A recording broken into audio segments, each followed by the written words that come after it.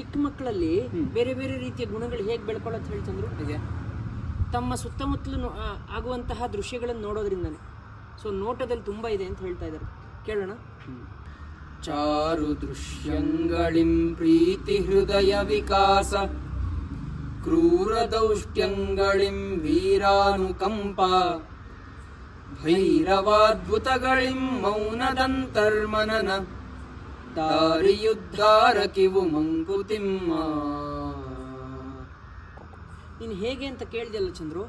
ಈಗ ಯಾವುದೋ ಒಂದು ಸುಂದರವಾದ ದೃಶ್ಯ ನೋಡಿದ್ರೆ, ಯಾವುದೋ ಒಂದು ಜಲಪಾತನೋ ಇನ್ನೇನೋ ನೋಡಿದ್ರೆ ನಮ್ಮ ಮನಸ್ಸಿನಲ್ಲಿ ಒಂದು ರೀತಿ ಸಂತೋಷ, ಪ್ರೀತಿ ಇದೆಲ್ಲ ಉಕ್ಕಿ ಹೊರಗೆ ಬರುತ್ತೆ. ಹೌದು.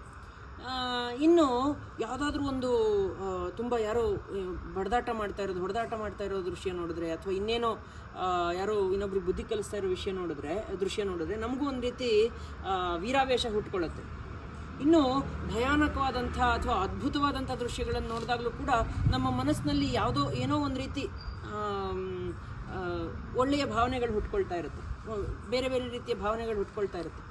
ಈ ರೀತಿ ಭಾವನೆಗಳು ಹುಟ್ಕೊಳ್ಳೋದ್ರಿಂದನೇ ನಮ್ಮ ಮನಸ್ಸಿನ ವಿಕಾಸ ಆಗೋದು, ನಮ್ಮ ವ್ಯಕ್ತಿತ್ವದ ವಿಕಾಸ ಆಗೋದು ಅನ್ನೋದನ್ನು ಹೇಳ್ತಾ ಇದ್ದಾರೆ. ಸೊ ನಮ್ಮ ಬೆಳವಣಿಗೆಗೆ ನಮ್ಮ ಸುತ್ತಮುತ್ತಲು ಕಾಣುವಂತಹ ದೃಶ್ಯಗಳೇ ಕಾರಣ ಅಂತ ಹೇಳ್ತಾ ಇದ್ದಾರೆ. ಎಷ್ಟು ನಿಜ ಅಲ್ವಾ? ನಮಸ್ಕಾರಗಳು.